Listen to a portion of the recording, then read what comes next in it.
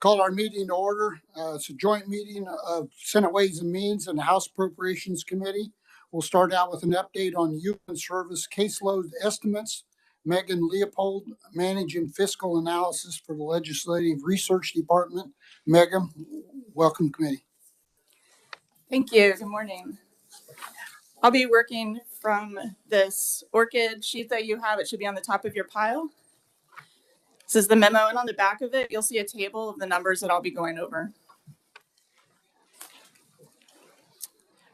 The Human Services caseloads include expenditures for TANF cash assistance, foster care program, CAN care regular medical assistance, and KDAD's non-CAN care. The starting point that I'll be comparing the approved fiscal year, the new fiscal year 24 and 25 estimates to is the budget that was approved by the legislature as represented in Senate Bill 28. For fiscal year 24, the revised estimate for all human services caseloads is $5 billion, and that includes $1.5 billion SGF. This is an increase of $30.2 million, and that includes an increase of $19.6 million SGF. For TANF cash assistance, the estimate's $9.7 million. That's an increase of $450,000, all federal funds above the fall estimated amount. And that is a slight increase just due because, in part because the cases were rising more quickly than previously projected. For foster care, the total is $300.9 million. That includes $211 million SGF. This is an increase of $4.9 million SGF. As with past years, we're not seeing an increase in the number of kids, but we are continuing to see an increase in the level of care that's needed by the children entering foster care. There's also a new policy that we discussed in the fall that is for licensing relatives and kinship placements. This was postponed, which is why we see that increase in SGF because those federal funds did not come as expected in fiscal year 24. For CAN care medical in 2024, the total is $4.6 billion, and that's $1.2 billion SGF. This is an increase of $26 million, and that is including an increase of $14.5 million SGF. Some of the factors that are influencing that adjustment include the rebase of rates for the CCBHCs. This is $26.3 million, and that's $10.2 million SGF. The initial rates were based on projected costs. The rebased rates are based on the actual costs for those first 9 CCBHCs. There is also an increase in the capitation payments to the MCOs. This is due to rate adjustments that occurred mid-year. There is a slight increase in DSH payments, disproportionate share hospital payments for general and state hospitals. And then all this was offset partially by largely anticipated pay for performance payments. Fiscal year 24 also saw the end of that 6.2% increase to the FMAP. This was in play for the first 2 quarters of fiscal year 24, 2.5% for quarter 1, 1.5% for quarter 2. The total savings that the state saw between January 2020 and December 2023 is $1.004 billion SGF. And that's the total saving from that 6.2% increase that was associated with the COVID pandemic. We also saw the end of the unwinding period. This is the removal of the members that were retained on Medicaid during the pandemic due to federal requirements that no one be removed during that time. The current member count after the unwinding process is estimated to be approximately 365,000. For context, the membership pre-pandemic in 2019 was an monthly average of 354,000. And finally, for 2024 KDAD's non-CAN care, the total is $119 million. This includes $60 million SGF. This is an increase of $2.8 million, and that is due largely to an increase in the number of nursing facility fee-for-service payments, as well as an increase in PACE enrollment, and that's due to the expansion of the program into 3 new counties. For fiscal year 25, the revised estimate for all caseloads is $5.4 billion. That includes $1.6 billion SGF. This is an all funds increase of 122 million and an SGF increase of 79 million. And again, that's above the fiscal year 25 approved amount. For TANF, we saw an increase of 200,000. For foster care, we have total costs estimated at 340 million. That includes 236.6 million SGF. This is an increase of 39.1 million and includes an increase of 35.7 million SGF. The largest factor in this increase are the new case management contracts that the state has entered into. There are a couple of items within those contracts that raise the expenditures. The first is that for case managers, the caseload has been lowered from 12 to 15 cases per case manager rather than the 20 to 30 that it had been.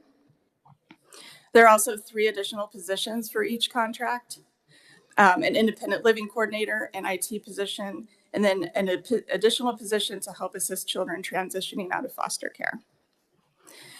In fiscal year 25, we also saw an additional payment as the state shifts from a retrospective payment system for the contracts to a prospective payment. So in December, we have both the retrospective payment for the previous contracts as well as one payment for the new contracts. So we have one additional payment in fiscal year 25.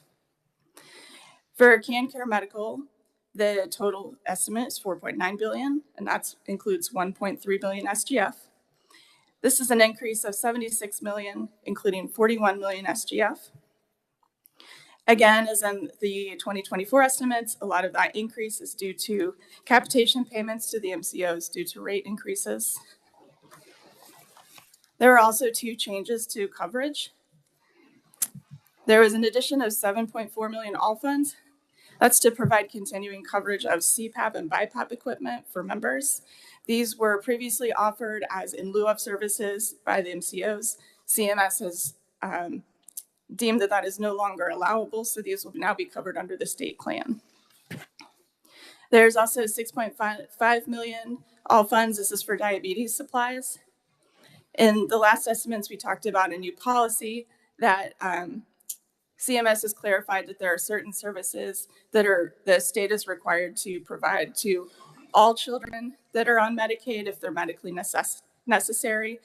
Previously, these had just been provided to children that were on the waivers. And most of those costs were included in the fall estimates, so don't show up in these new estimates, but these diabetes supplies were not included, and so they are added to these new estimates. It also includes an additional 54.6 million. That's all funds. That's 20.5 million SGF for the full year rebasing of this first 9 CCBHCs. And a reduction in funding from the medical fee funds program. This is a reduction in the fee funds, so it raises that SGF expenditure. For KDAD's non-can care for fiscal year 25, the estimate is 142 million. That includes 69 million SGF. This is an increase of 6.9 million. 1.8 million SGF. And again, that's due to increased nursing facility fee-for-service payments and also the increase to PACE rates and population. And I'm happy to stand for any questions the committee might have. Thank you, Megan. Questions?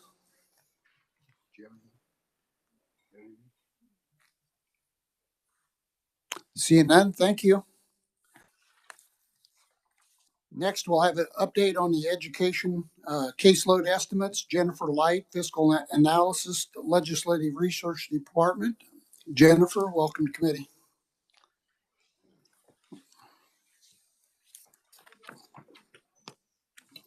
Good morning. I'll be talking off the pink 8x14 sheet in front of you. It is the spring 2024 education consensus estimates. A couple points I want to make before we get started. This does include in these numbers the impact of Senate Bill 73, which changed the enrollment to the current year prior year starting in fiscal year 25-26. Fiscal year 24-25 does also, as well as having that option for current year or prior year. You all, the school districts will have the option of the average of the prior year or the second preceding year. So those numbers have been factored into these spring estimates already. This is just to give you an idea. That is an estimate of about 1,100 weighted FTEs difference in 2025 because of the new estimate or because of the new policy. I'm going to start with base. So we have revised the base estimates based on the newest CPIU Midwest numbers. So for the 3-year average for fiscal year 24 remained the same. We kept that as it was.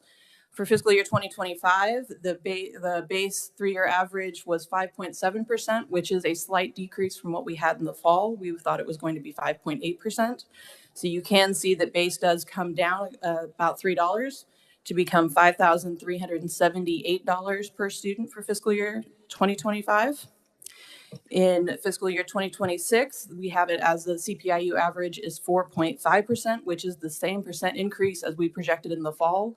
But because the number is lower for 25, the number is also lower for 26, which puts us at a base of 5,618 for fiscal year 2026. For state foundation aid, we have projected that less SGF is needed across the board as the 20 mills and the school district finance fund are bringing in more money than we expected. So for fiscal year 2024, SGF estimates have been dropped to 2.6 billion. For fiscal year 25, SGF is 2.7 billion, and for fiscal year 26, SGF is 2.9 billion.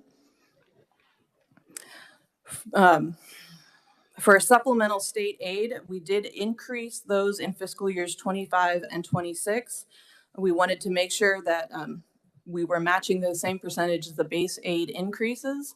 Also, because of property tax going up, supplemental state aid is also factored based on property tax. And so we wanted to make sure we were working with the property assessed evaluations that were current.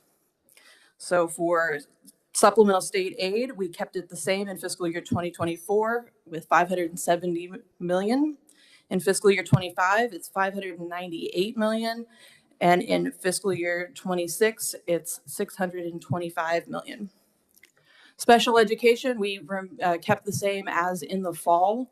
I know there is policy discussions going on within the Education Senate Bill 387. Those are not factored into this at all. It's just the same numbers as were used in the fall estimate. For capital outlay, because of the property tax valuation, we also did increase the numbers. For fiscal year 2024, SGF numbers are 100.1 million. Fiscal year 25, it's 103 million. And fiscal year 26, it's 105 million. Capital improvement state aid is the bonds that school districts can use to finance school facilities. There is an increase in fiscal year 2024. We had it at 94 million. We did increase that to 100.1 million. I'm sorry, that's capital outlay, not capital improvement that I was reading the number for. For capital improvement, it's 207.5 million, and we did keep that flat across the out years because bonds can only be for the state equalization can only be used for the property tax, and the bonds can only be for up to 14% that they can get as far as state aid. So we did keep it flat for fiscal years 25 and 26. For capers in the USD, we do have a decrease in fiscal year 2024 to 524 million.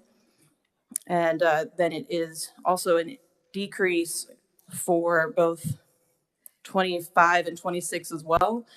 There is an increase in capers non-USD. For fiscal year 24, the SGF we have for it is 30.7 million. Fiscal year 25 is 28.1 million, and fiscal year 26 is 30.3 million. Overall, across the board, we do have that the numbers have been reduced slightly for all funds in fiscal year 2024, and they're slightly higher in both fiscal years 25 and 26. And we do have SGF decreases across the board fiscal years 24 through 26. And with that, I'd be happy to stand for questions. Thank you, Jennifer. Questions?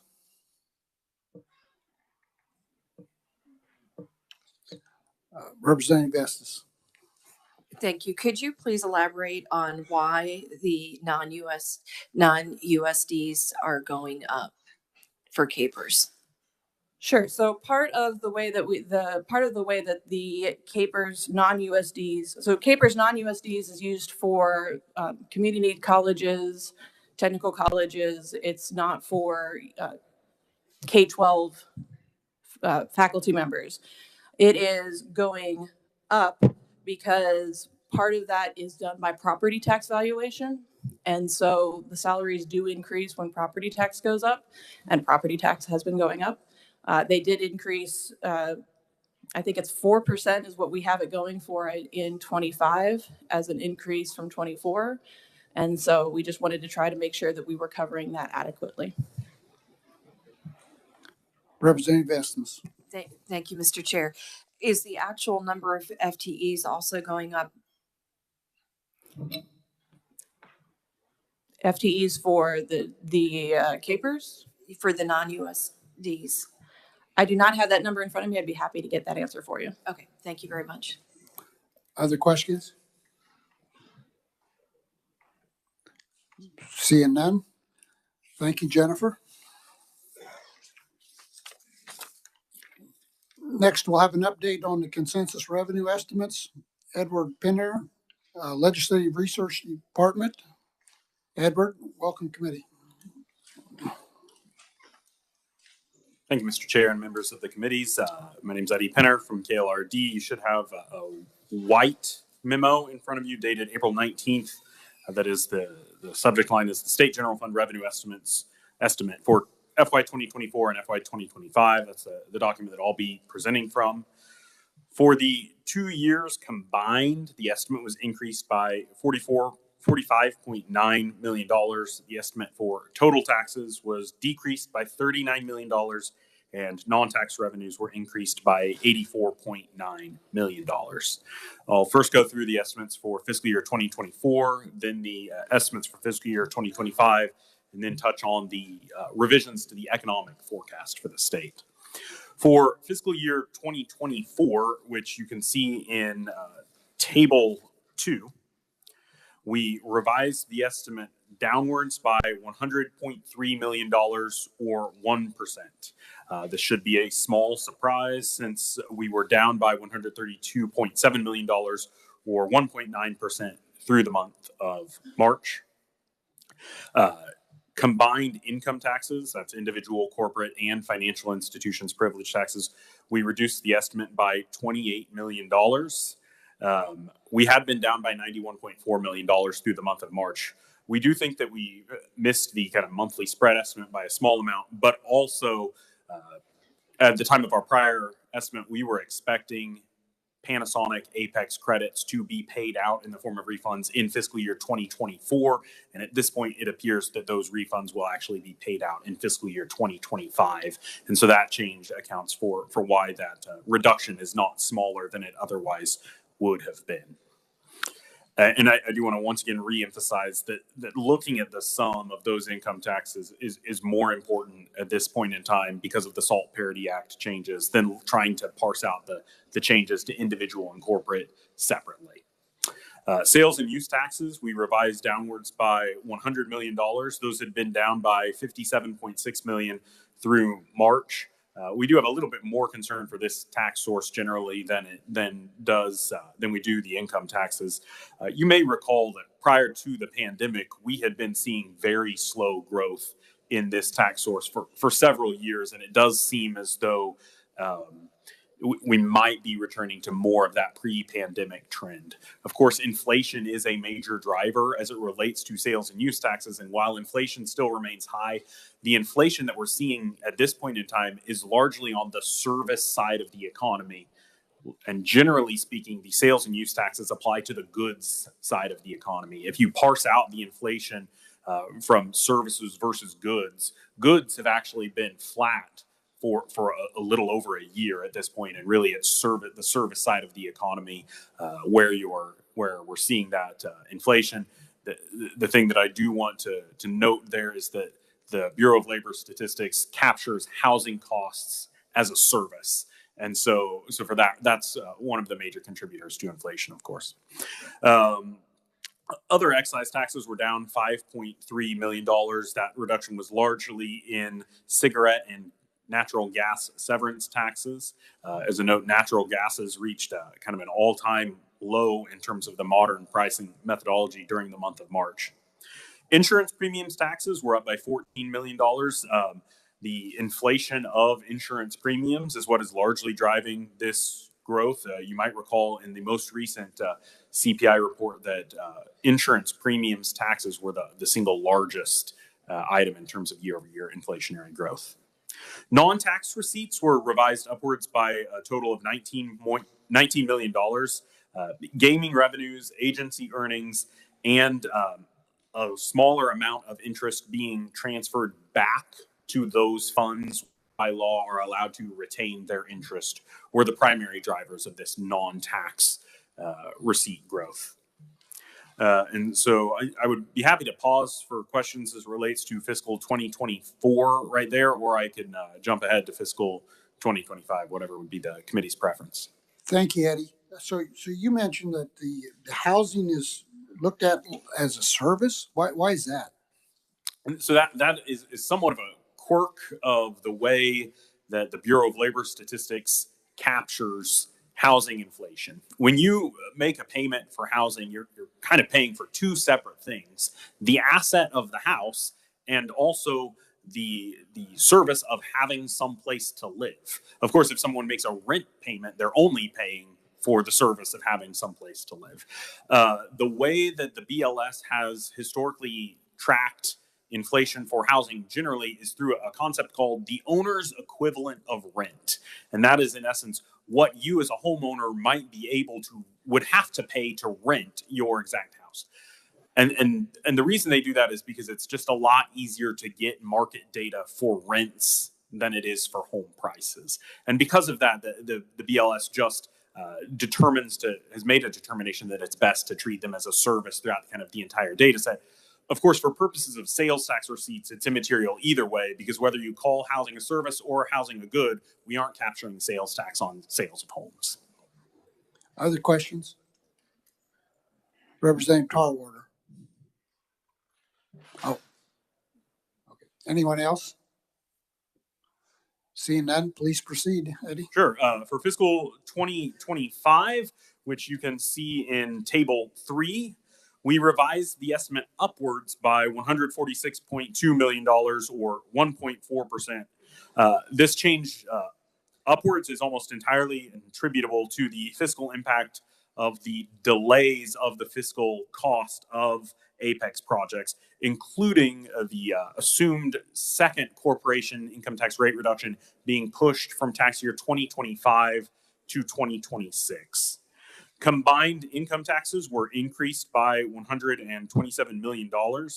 This is because we are now assuming no rate cut for corporations in tax year 2025, and because the way the Panasonic Apex credit functions, it grows year over year for the first about 5 years and then levels off there and then starts to decline. And since we aren't expecting a first credit in 2024, we are now expecting the 2025 credit to be smaller. On the topic of that rate cut, the way the Apex bill is written, the rate cut requires that the construction of the project have commenced by June 30th of the prior year in order for the rate cut to take effect on January 1 of the following year. And so for the rate cut associated with the Integra project to take effect in tax year 2025, the construction on that project would have to commence by June 30th of 2024. Of course, there has been a delay associated with that project attributable to the federal government being slower than we had anticipated to roll out their CHIPS Act awards. And it is the understanding of the consensus revenue estimating group that even if there was a CHIPS Act award announced for Integra right this second at the federal level, construction still would not commence by June 30th. And because of that, we've pushed that anticipated rate cut out into tax year 2026. Sales and use taxes were revised downwards by $60 million. This is a very similar story to what we saw with these receipts in fiscal 2024. Other excise taxes were down by $6.2 million. Once again, a very similar story to fiscal 2024. Insurance premiums up by $19.5 million. Once again, the same thing as 2024. Non-tax receipts were revised upwards by $65.9 million. The bulk of this is in SGF interest earnings, which was revised upwards by $41 million. We are now expecting later and fewer interest rate cuts by the Federal Reserve than we were at the time of the November estimates. I say fewer in terms of within the forecast period than we were back in November. Accordingly, we anticipate interest rates being higher than we did back then. And since interest rates are in essence 1/2 of the interest earnings calculation, that drives that estimate upwards. We also have upward revisions as it relates to transfers.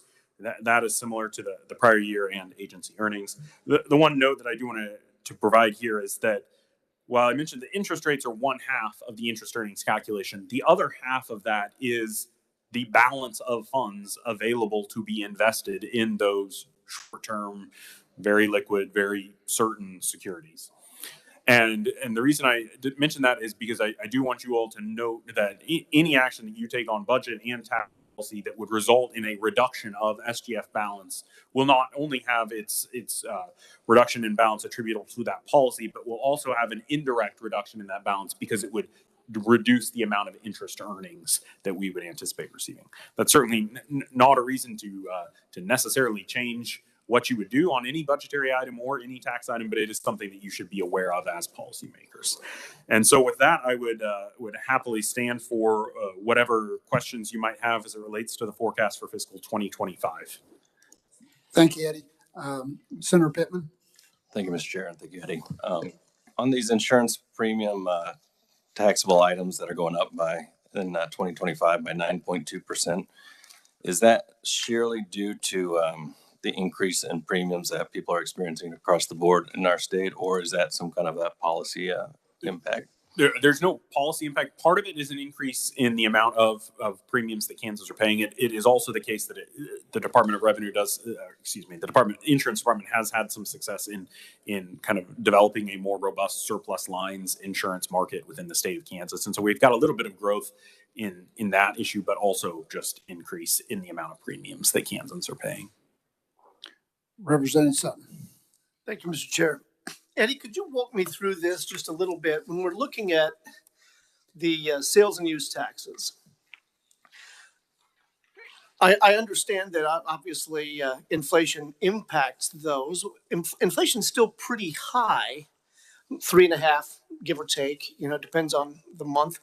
But this shows the sales and use tax revenues going down by 2.3%. So is that really a 5% reduction in overall purchases? Is that how you were calculating? No, the receipt reduction here is also attributable to the further phasing in of the food sales tax rate reductions. In 25? Yeah, the rate throughout the balance of fiscal year 2025 is lower than for fiscal 2024. Okay, that hadn't put that together. Thank you very much. Mm-hmm. Thank you, Mr. Chair. Other questions? Seeing none. Okay, just to wrap up, I do want to highlight a few of the economic variables that we do forecast as a part of this. Our inflation expectations for 2024, we held those steady at 3% for the annual average. For 2025, we did revise those downward slightly from 2.6% to 2.5%.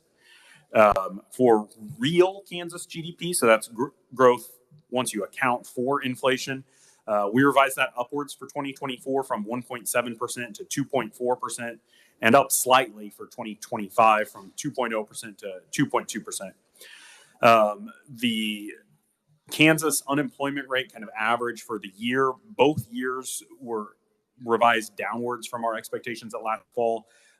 Last fall, we had expected 3.4% to be the average unemployment rate for both years. This year, we are forecasting 3.0% for 2024 and 3.2% for 2025. As it relates to certain commodity prices, we revised the expected price for Kansas crude oil upwards from $68.50 to $70 for 2024. We revised it downwards for 2024 from 71 to 68.50, and we revised it upwards by $2 from $68 to $70 for 2025. Those are both very small changes. Natural gas, however, was a bit more dramatic.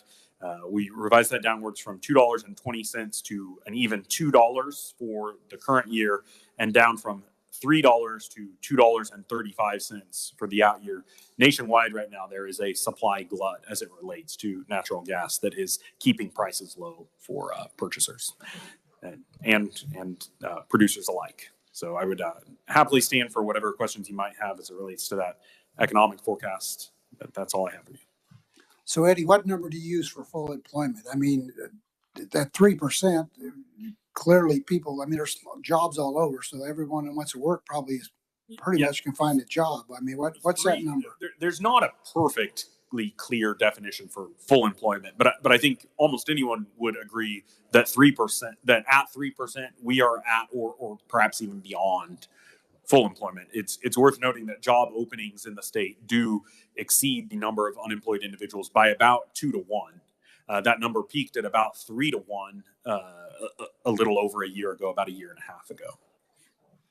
Other questions? Representative Howe. Thank you, Chairman. Do you have any information about the labor participation rate? Has that remained unchanged, or do you have any more information about that? We did glance at that. I don't recall the specifics off the top of my head. Kansas's labor force participation rate has always exceeded the national level, and that continues to be the case now. However, the challenge that Kansas faces as it relates to labor force participation right now is related to the aging of Kansas's labor force. As you might expect, the older population, especially those over the age of 65, have a markedly lower labor force participation rate than those that are considered prime age population. And over recent years, really now for about a decade, Kansas's labor force has been shifting in age from being more concentrated in that prime age to working its way towards having a greater share in that age cohort that exceeds age 65. And so some of that results in negative pressure on the overall labor force participation rate. But if you look at it in terms of the individual age cohorts, they are up, but the labor mix results in the total being down in some instances. Representative Howe. Would you be able to provide us a little bit more information? Breaking down kind of those demographic. Yes. Yeah. Thank you. Eddie, so you mentioned 65. So if we happen to get an override on this tax deal and Social Security goes away, do you anticipate people over 65 maybe looking at these part-time jobs again so they don't fall off that cliff? That certainly seems possible. I will say that the estimating group did not factor that issue into our expectations whatsoever, but that does seem plausible. Other questions? Seeing none. Thank you, Eddie. Next, we'll have an update on the SGF profile. Dylan Deere, Legislative Research Department. Dylan, welcome committee. Thank you very much, Mr. Chairman. Morning committees, because nothing can ever be simple. I have 3 profiles for you this morning. So the one on the front that's only in black and white, so I'm talking about from the landscape pages here. This is really just to set a baseline for where you were when you left town. Okay, so this is what was passed out along with Senate Bill 28. And the only thing I'm going to talk about on this profile is if you go down to the bottom where it says ending balance, it's in the box. You're looking at about $2.8 billion, $2 billion in 25. And if you go all the way out to FY 28, you're looking at about $850 million is what the estimate was when you left town. There was a little bit of movement even before you were completely out of town, but nonetheless, that's largely where you were. It sort of gives you an idea. So if I could turn to the next page. So, on the top, you can see in the underline, it says this includes House Bill 2036 and House Bill 2098. So up until yesterday afternoon, we were presuming that we'd give you a profile that included the tax bills. So I did want to show you where you were based upon those assumptions. I will note that this does not include GBA number 2, which you will likely see here shortly, except for the caseloads portion. So it does have human services caseloads and education caseloads incorporated to it, which frankly will largely be the expenditures, which are part of GBA number 2, presumably. It also does not include Senate Bill 28 vetoes, which we just received last night. We have been reviewing those vetoes, but we do not have solid numbers on the impact. Our initial estimates, though, are that they will not be significant from a total fiscal impact perspective. So you're probably talking $17, $18 million in 1 year, maybe $20 million in the next. So we're not talking about a huge impact from a fiscal impact perspective. So you notice, as I work through the profile, if you go to under the big revenue in the left-hand column, this is now as of April 19th, 2024. So it has that in that consensus revenue estimates line, it does have those updated estimates. You take about $100 million out of 24, 24, you go to 10403.5 in FY 2025. Okay. And if you look, I'll probably talk about the beginning balance, okay, here in a moment. But if you look at revenues, if we go from 10403.5 to 10280, you're looking at about a negative 1.4% growth. Then you go to 10413, that's positive 1.2, 10642.3, 2.2. So these are pretty conservative estimates, and a lot of those negatives are tied to both the tax bills and the apex. Because that apex sort of phases in, like Eddie was talking to you about. And so that's continuously sort of holding down the growth in the revenues. So underneath there, we have incorporated the effects of HB 2036, SB 410.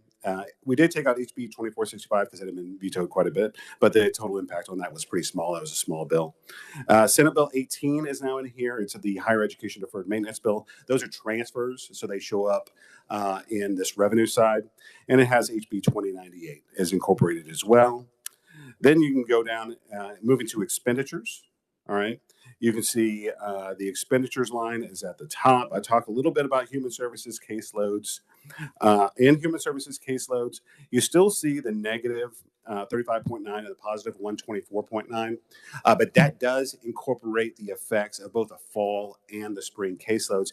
In this estimate, there is 19.6 and 79 that's added to the expenditure side, and that $79 million carries forward.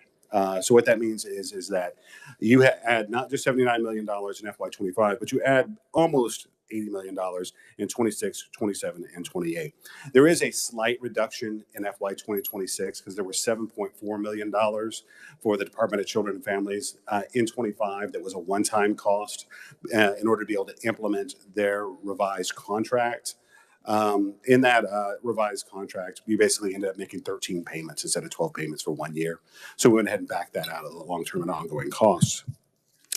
Also in education, it has the negative 9.1 and the negative 11.2 that's built into there. You might notice that you have HB 2036 expenditure adjustments that are in this line. That's because the school finance portion that was in HB 2036 was slightly different than what is currently in the K-12 budget recommendation, because it included not just the shelter of $100,000, but it also included a reduction of the mill levy from 20 to 19.5. And this shows up on the expenditures side because that's a demand transfer, and demand transfers are reflected as expenditures. So it's just a little bit different there.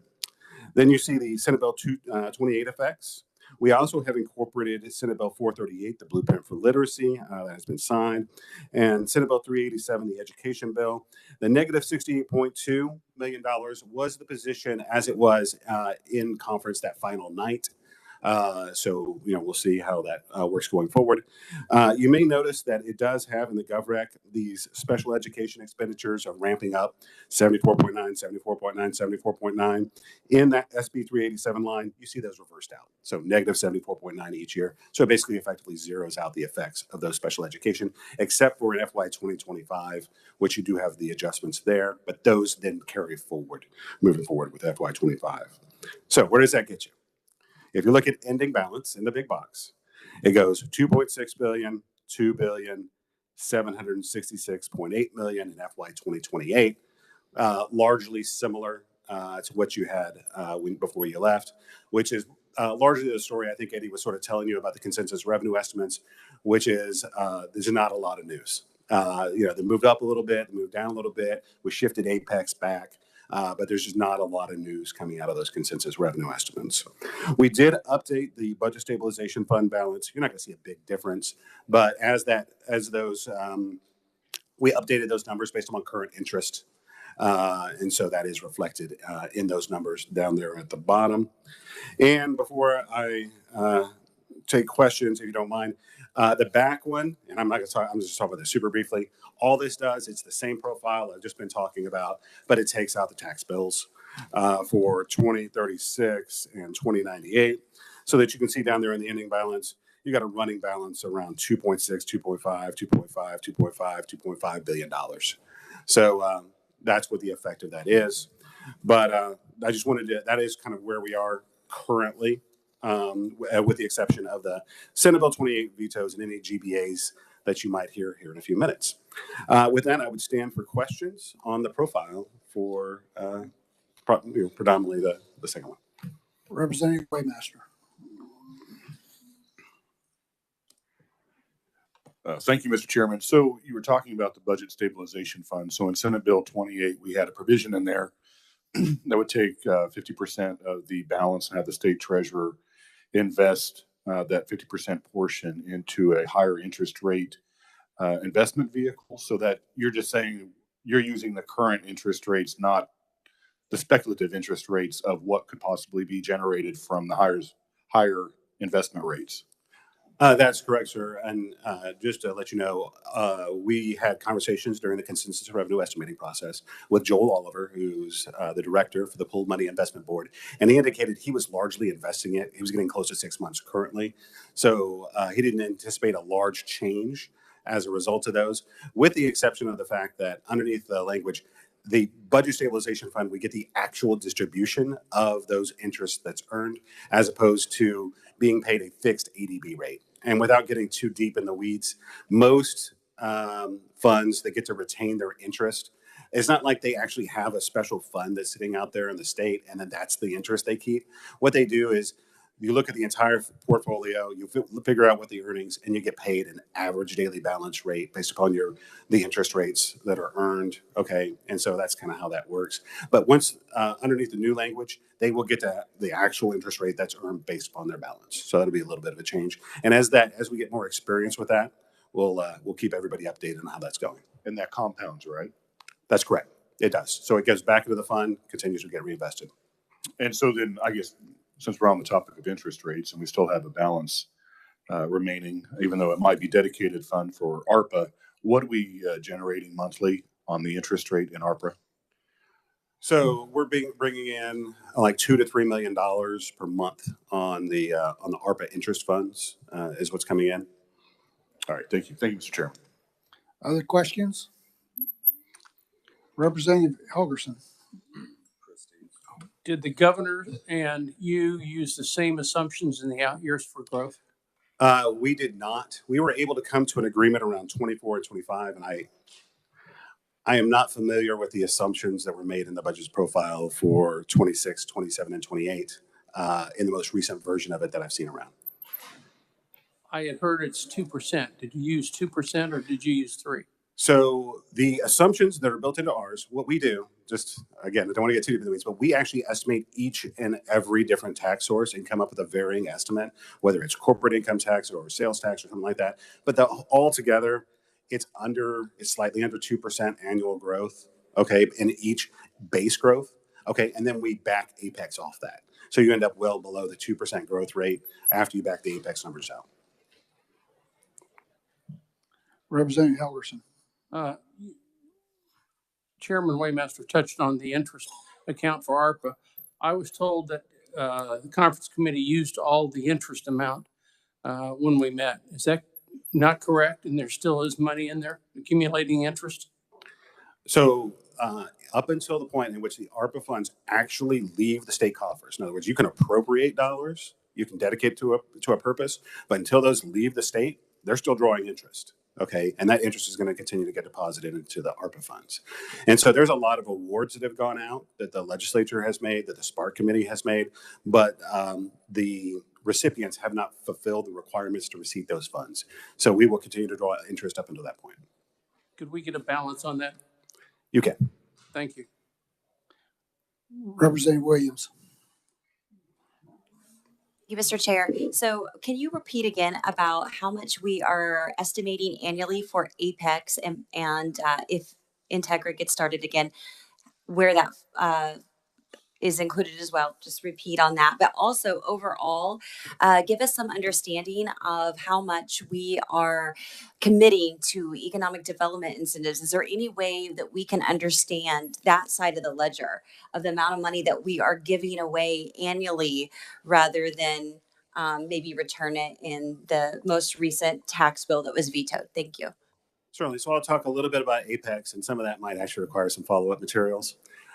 So if we're talking about Apex, we are at reducing from the balance starting at 26. There's already a base of Apex effects built into 25, an additional like $72.2 million in FY 2026, and then $144 million, okay, in FY 2027.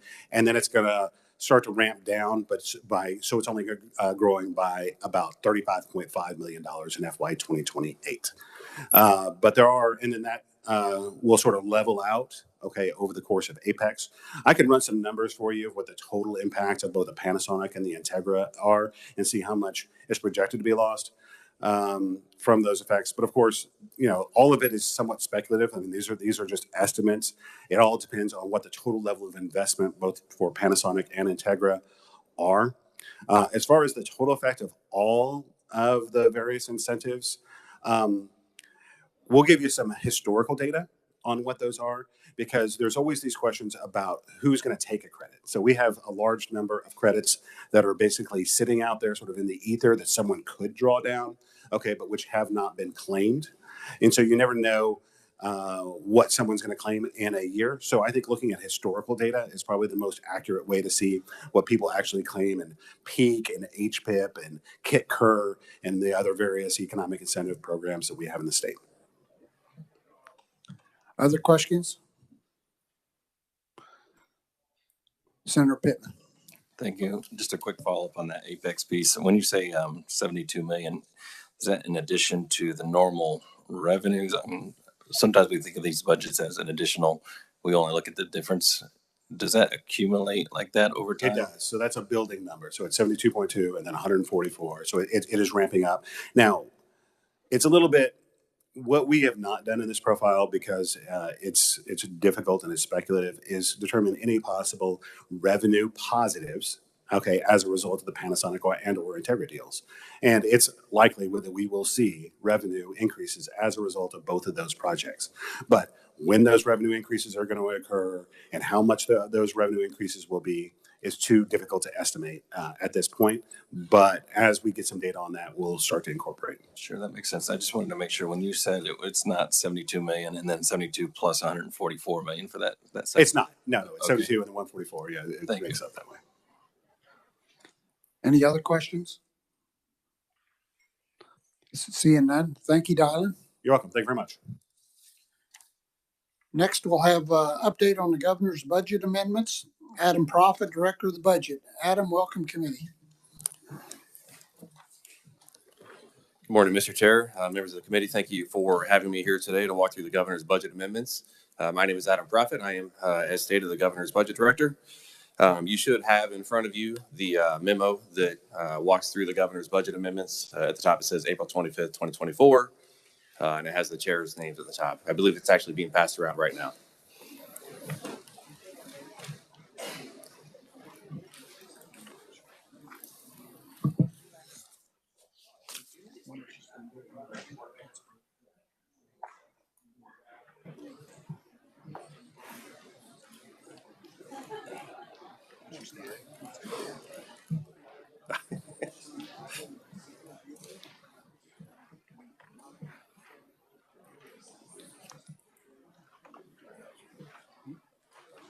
It appears as though most members have received their copy, so I will go ahead and get going.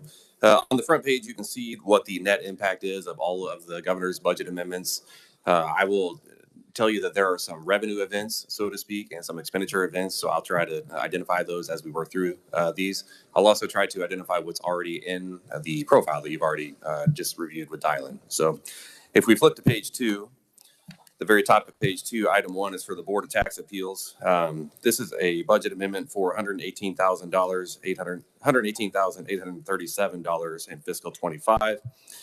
This is to match the salary increases that are required as a result of 2023 SB 229. As you remember, there were a host of salary increases included in that bill. Board of Tax Appeals is one of those to match some of the different levels of district judges. So we were trying to fund the board's salaries here.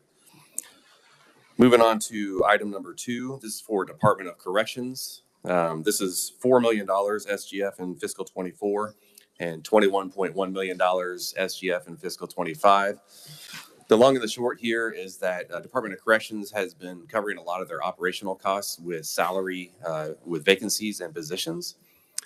Which is, it's admirable that they've been trying to save money. They're at the point that they have no more vacancy money to fund these with. There's no more shrinkage available to cover their operational expenditures.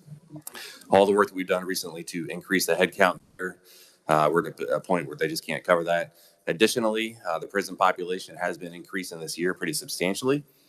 So absent this $4 million infusion in fiscal 24, they will have to hold open positions and will be putting their staff at risk and may not be able to fund positions for the beds that they need. Fiscal 25, this is just a continuation, $21.1 million. We believe this is the right level to provide for operational expenditures, which will then allow them to fill the vacant positions that we've been able to successfully fill over the past couple of years. Item 3 at the bottom of page 2 is still within Department of Corrections. The total here is $792,000, all SGF. This is for a cell phone detection system, both the hardware and the software. What's happening is they have some what they call contraband cell phones that have entered the facilities. Some of the residents and inmates might have access to cell phones that they shouldn't have, and they're able to then get contraband into the facilities that way. Through the staff's efforts, they've been able to intercept about 127 contraband cell phones just since July 1, 2023. This is a service that would set up some simulated cell towers and be able to identify the cell phones that are in and around the facility, those that are approved and those that are contraband. Those that are identified as contraband, you can send a signal to the carrier and they can disable that cell phone right away, rendering that contraband cell phone useless. So it's a safety measure in trying to limit the contraband coming into the facility. Moving on to item number 4. This is in the Kansas Water Office. This is improvements and enhancements above and beyond what's included for HB 2302 for grant program enhancements. It's a $10 million net ask, and the mechanics are we would transfer, this is a revenue event, we would transfer $10 million of SGF to the State Water Plan Fund. And then from the State Water Plan Fund, we would transfer $7.5 million to the Water Projects Grant Fund and $2.5 million to the Water Technical Assistance Fund, all in fiscal 24. When these, we opened up some applications for these funds earlier this year, and this fiscal year. At the close of the calendar year, we had 122 applications totaling $56 million for the Technical Assistance Fund and 187 applications totaling $323 million for the other fund. So we did, in the GBR, have $10 million extra going to these. This is another $10 million going there. There's clearly a demand there, and these are go to continue these projects. If we move on to item number 5, and actually the next several items have already been covered by legislative staff, but they're included as GBAs. So item 5 would be the Human Services Consensus Caseload adjustments. And this is for all 3 impacted entities or agencies, KDHE, KDADS, and DCF. So Dr. Leopold walked through what the impacts would be, but we are putting the GBA in here. So the first one is KDADS, and it'd be a total of $4.2 million SGF and $9.8 million all funds in fiscal 24, $15.8 million SGF and $34 million all funds or all other funds in fiscal 25 for a total of $49.9 million. This should already be included in the profile that Dylan walked through with you. For Department of Children and Families, The SGF impact in fiscal 24 is $4.9 million. All funds impact $1.4 million. Fiscal 25, $35.7 million SGF and $39.9 million all funds. And again, there was discussion about what's leading to the increase for foster care with the new contract and the new staffing levels and the 13th payment for 1 year. If you move to the next page, these are the impacts for KDHE's version of CanCare. $10.5 million SGF in fiscal 24, $19 million all funds. In fiscal 25, it's $27.4 million SGF and $32.5 million all funds. Item number 6 is Department of Education. Again, this is as a result of the consensus caseload process for K-12. Jenny did a good job of explaining all the puts and takes there. So I won't read all the numbers, but you can see what the impact is for each of the fiscal years. Again, we've accounted for this as part of the consensus caseload process already. This is just the GBA to ensure that we adjust the funding to fund K-12 appropriately. Item number 7 has multiple pieces. Again, this was a component of consensus revenue estimating, which Eddie just walked through. So the first one is specific to lottery ticket sales. Since the November estimate, when we revisited this in April, lottery ticket sales have increased. So this will result in a $3 million increase to the SGF. So it's a revenue event that is actually increasing SGF balances by $3 million. If you move to the next page, this is for the state-owned casinos. Again, we revised the estimates in April, a couple of weeks ago, or last week rather. And so the increases are going up for the state-owned casinos. So all other funds, the payments to casino managers would go up by $2.6 million in 24 and $1.4 million in fiscal 25. As it relates to ELARF in the next section, we reviewed that as well, and we are showing that there would be, and again, this is a revenue event, an increase of $770,000 to the SGF. So that would increase the SGF balance by that amount. The next section is for sports wagering revenue estimates. Again, we revised those estimates. They went up slightly by $5 million. So the money that goes to the operators is an expenditure, and that's $4.5 million. That happens in fiscal 24 as the revenues come in. The transfers, though, to the other funds don't occur until the next fiscal year, which is where you see the revenue event. 10% of that $5 million would be $500,000. So 90,000 of that would go to the SGF, and $410,000 would go to the Attracting Professional Sports to Kansas Fund. Again, the money to the operators would happen in fiscal 24, which is where the expenditure is. On the revenue side, it happens in the subsequent fiscal year. And again, that was already contemplated in the profile that you've already seen. Moving on to page 7, item 8. The first 2 items here are for KDHE on their health side. The first one is for HIV testing and supplies. There's been a nationwide shortage for these testing materials and supplies, so the agency has had to reach out to other entities to try to purchase this, and it's been at a higher cost. This is critical for their disease control area, so we're looking for $121.5 thousand in fiscal 24 and $48,000 in fiscal 25. Item number 9, again, within KDHE Health. This would be for the Bureau of Facilities and Licensing. They are asking for $741,000, all SGF, each for fiscals 24 and 25. This is to ensure compliance with the state licensing laws and the federal certification regulations that come from CMS. We've been working through staffing shortages, and we've had a backlog that we're trying to work through in surveys while still trying to maintain compliance. So this additional funding will help us get through that backlog and get to where we need to be and stay within compliance of federal guidelines. The next 2 items are tied. They're both KDHE environment side. So you might recall with the governor's budget recommendation back in January, she recommended, I believe it was $10 million for small town infrastructure grants for both wastewater and drinking water. The demand exceeded the supply of dollars, so we were trying to make up for that and round out some of these projects. So the first one you see there is for the wastewater side, $1.2 million of SGF.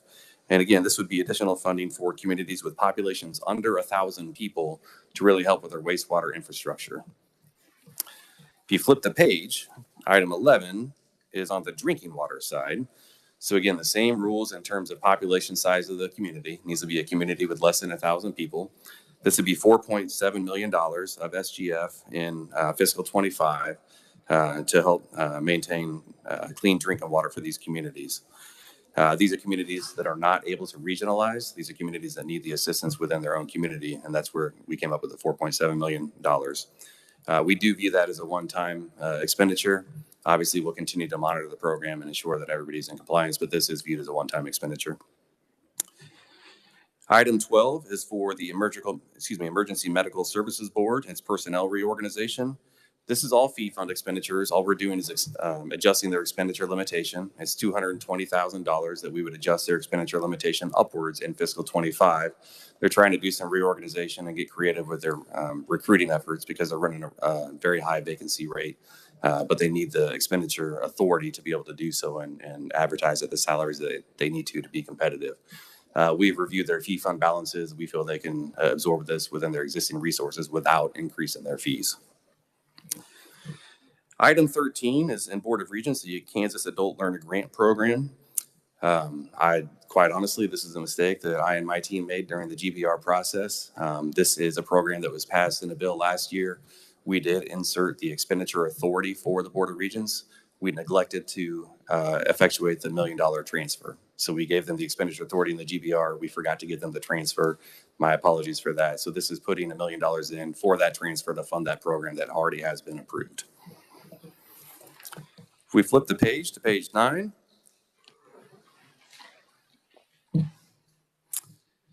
item 14 is in the Office of Information Technology Services. This is for IT restructuring and cybersecurity initiatives. There's been no shortage of news stories across the nation and even locally with some cybersecurity issues that have been happening. OITS has been tasked with assisting other agencies and being spread pretty thin, and we're obviously trying to ramp up our cybersecurity efforts. So they're looking for 6 additional FTEs beginning in fiscal 25 at a cost of $750,000 SGF to ensure that we're bolstering the state's cybersecurity efforts across all entities. Item number 15 is in the State Treasurer's Office. This is the Star Bond Food Sales Tax Revenue Replacement Fund. This was contemplated during the legislative session. It did not survive the final mega budget, so attempting to have that money put back in. This is for if the food sales tax elimination does get pulled forward to July 1, 2024. This would keep those bondholders, those Star Bond District bondholders whole, the $7.3 million to backfill the lost revenue from the food sales tax that would be going away.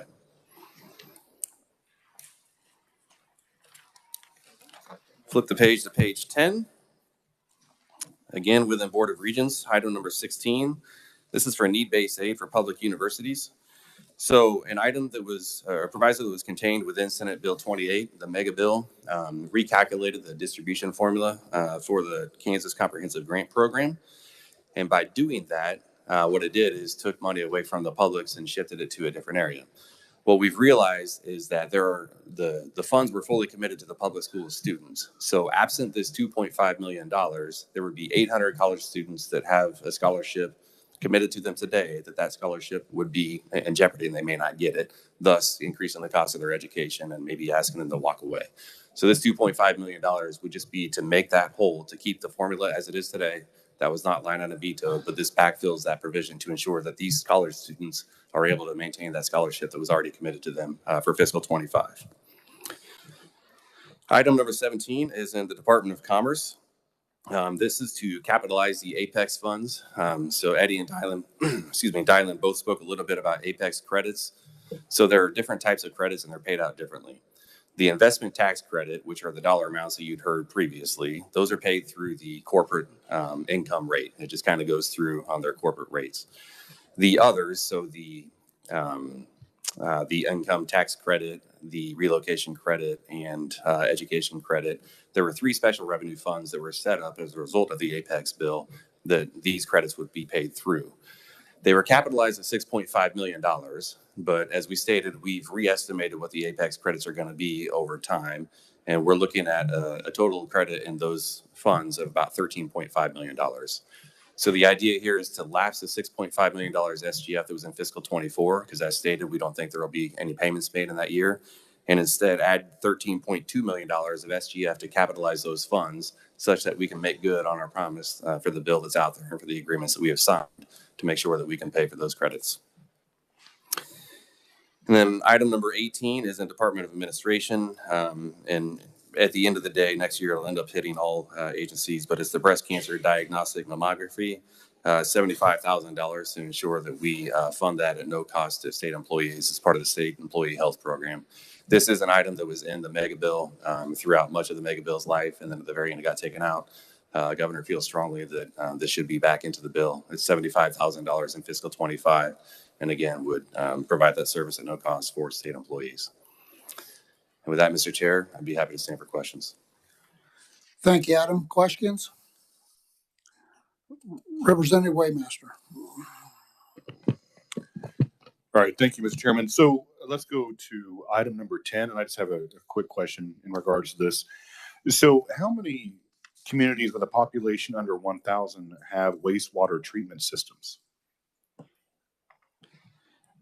We have a map that KDHE produced. I think it was in the GBR presentation of map of communities that we had already helped and a map of communities that we had not yet helped. I don't have that with me today. I'd be happy to share that with you, and we can have that to you this afternoon. Information again. Thank you, Mr. Chairman. Other questions? Senator McGinn. Thank you, Mr. Chairman, and I'll have two questions. The first question I have is on item number 1. I'm just curious if this is due to legislation that was passed, and maybe I'm not reading the details, but why was this not in the original budget? Mr. Chair, if I may, thank you for the question, Senator McGinn. Yes, this you can see on the third line of the narrative there. It was 2023 Senate Bill 229 that started adjusting the district court judges. And then down towards the bottom of that paragraph, it talks about the annual salary for the chairperson of the board and then some of the other board members and what they would be pegged against. Probably should have been in the GBR. It was not. So this is making sure that they can actually implement those salary increases for the board. I would have thought, I would have thought it would have been pre-calculated for the budget. And then I want to continue to follow up on Representative Waymaster's question. I have a question on both the wastewater and the drinking water. Is this in addition and over above? Because I believe that I thought we put it in the budget originally, and maybe it was removed. I don't know that because I'm not on part of the conference process, but is this over and above what we already were funding for places 1,000 residents and below? Mr. Chair, if I may, yes, the original GBR was, I believe, $10 million. I'll verify that. This is above and beyond. We stated at the time that $10 million still wouldn't complete all of the projects, but we wanted to move that forward and get to as many as we can. This completes many more of those projects, and I can verify if it gets to all of them or if there's going to be a balance left, and I can have that by this afternoon. Yeah, I would like to have more information on this. And back to Representative Waymaster's point, 1,000 population or less, I would think that many of those communities would either be using septic tanks or lagoons or those types of things and not have a wastewater treatment, project in their community. So I would like that map again and that information. We can certainly provide the map and any programmatic materials as well to the committee. Thank you, Mr. Chairman. Representative Sutton. Thank you, Mr. Chair. All right, Adam, first off, looking at number 14, and maybe something happened in conference that I didn't see, but it seemed to me that we had already increased the FTEs for OITS and for cybersecurity. Did it get knocked out? Did I miss something? Mr. Chair, if I may, I'll go back through the bill and research, but the additional FTEs that we requested for OITS in the governor's budget was really more for 24/7 monitoring of all systems to ensure that there's a state employee on staff all the times monitoring systems and able to shut something down. This would be sort of separate from that. While you could say that is cybersecurity, obviously monitoring systems and making sure they're going, this is a little bit more proactive in helping all of the other agencies and not just a 24/7 monitoring of what's happening across systems. Oh, okay. We'll go with that for now. On On 18, also, if I could continue, Mr. Chair. Yes. On number 18, I'm curious about the fiscal note here. As I understand it, the copay for the diagnostic mammogram is generally about $300. Do you truly anticipate that throughout the state employee health plan, there will be a grand total of 250 for the year? Okay, Mr. Chair. So this is for a very specific time. We already do cover a couple of different types of mammograms. This is above and beyond to the next level. My team had run a fiscal note and run it through the actuaries, and $75,000, to be clear, would be for half of a year, because this would start 1/1/25. So for fiscal 25, it's only 6 months. A full year would be $150,000 if you just extrapolate that for another year. I'd be happy to provide the fiscal note that the team produced and get that to you. I would like seeing that, yes. Sure. And for 6 months, I think, I still think it's lowball, but I think it's at least closer to reality on that. Thank you, Mr. Chair. Representative Waymaster. Yeah, and just to elaborate a little bit more on Representative Sutton's question in regards to that, when this was brought on the floor of the House, I believe the actual fiscal note was around 155,000, and the adjusted when we were in conference was made to 75,000, and that was the anticipated cost of that, not the 155, because I believe that would be a full year. 75,000 would be, as what the budget director said, starting at 1/1/25. Representative Williams. Thank you, Mr. Chair. I just have two questions. My first question is about the water issue. Applaud the governor in that she's added 10 million to water projects and then an additional 4.8 million to small town infrastructure. My question is, where is the governor within her budget helping rural Kansans with very polluted water, such as oil in their water wells, their drinking water? Where is that included in the governor's budget? So House Bill 2302, that was passed last year, there was all the additional funds that went there. I am not familiar with all the programmatic areas that got funded out of that. There was the additional $35 million that went into that.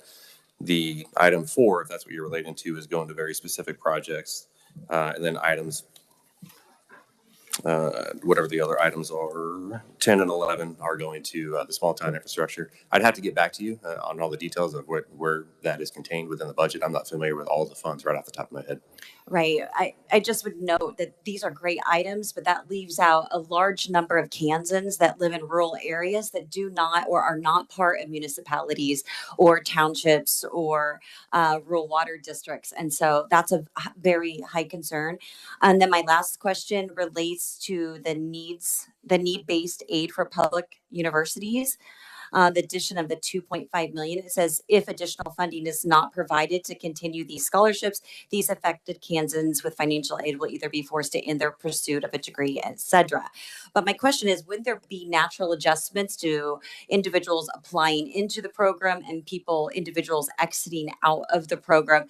And wouldn't it be easy to presume that those universities wouldn't be able to accept as many applying in to accommodate those that are already in the program? It just doesn't seem to quite add up. Mr. Chair, if I may, thank you for the question. I'm not sure if this will answer your question directly or not, but the money that is here is to ensure that students that have already been committed scholarships through this program can maintain those scholarships. If this $2.5 million does not go in there, those scholarships for those students that are enrolled today that have the scholarship committed would be at risk. And therefore, there would be a substantial chance that they could either, stop pursuing their degree or move elsewhere if that money is not available. Can't say that for sure. I don't know what resources are there, but this is to ensure that they are made whole on what has been committed. I would just ask that perhaps if this is something that the legislature is going to review, that we get the numbers of students that are entering or applying in, exiting out. There's got to be a flux of that. And how many proposed new students are they anticipating would apply for these types of comprehensive grants? Representative Landwehr.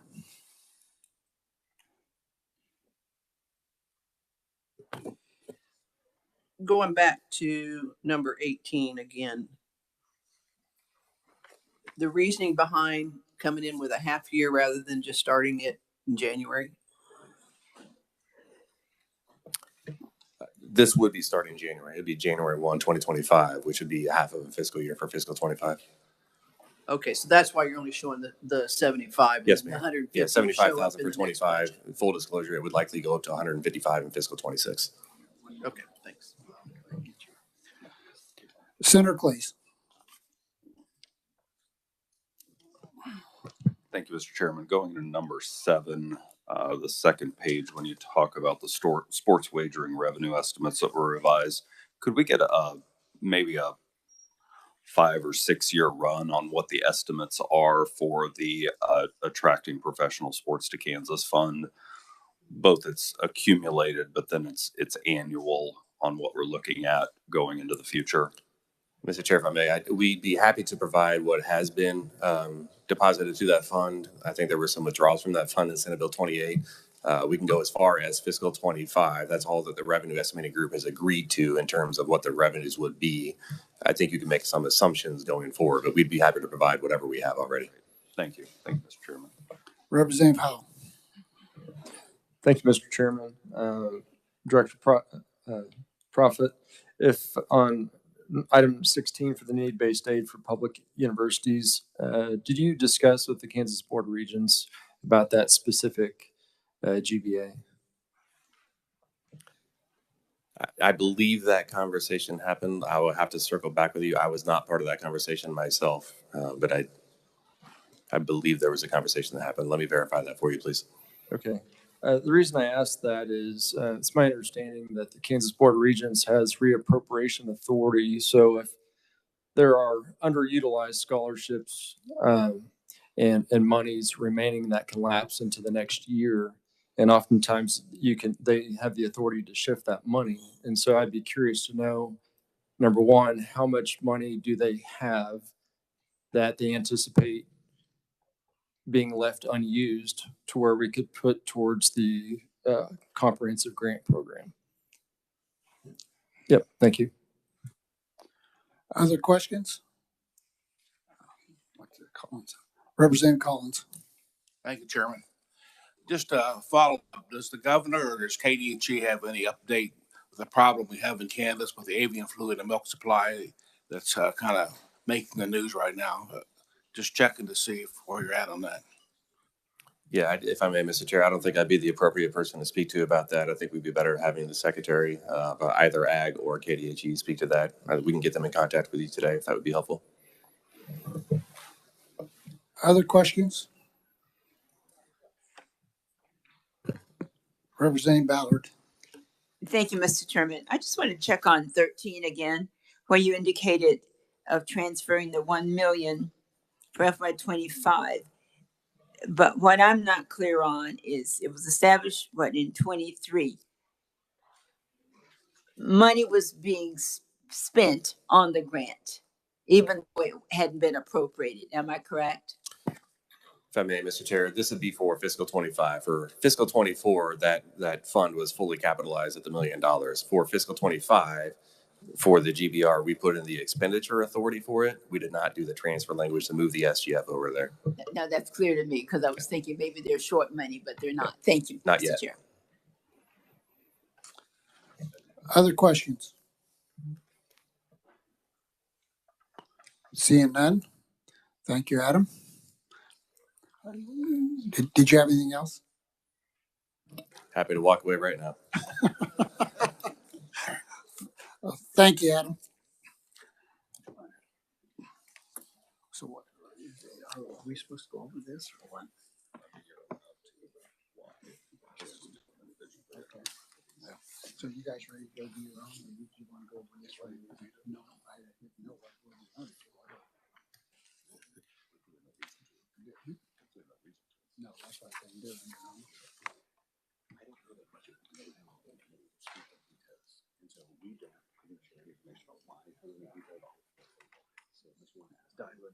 They don't know why.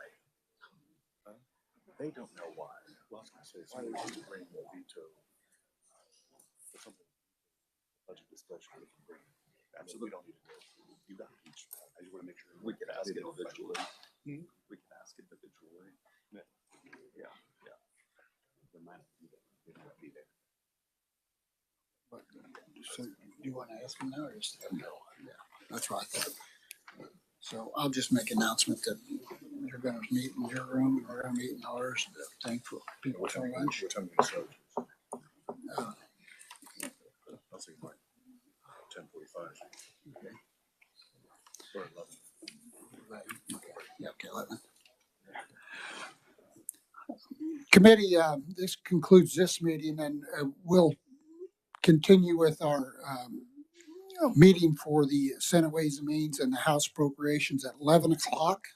In the Senate will meet in room 548 South, and the House will meet in 112 North. And we'll discuss possible actions on the omnibus bill. And I'd like to thank the following folks for lunch today. For the committee and our members and staff, we have Doug and John Penniger, J.R. Brin, ITC, Michael White, Kansas Contractors Association, Eric Sexton, Folston Siefkin LLP. Thank those folks for lunch. With that, we are adjourned.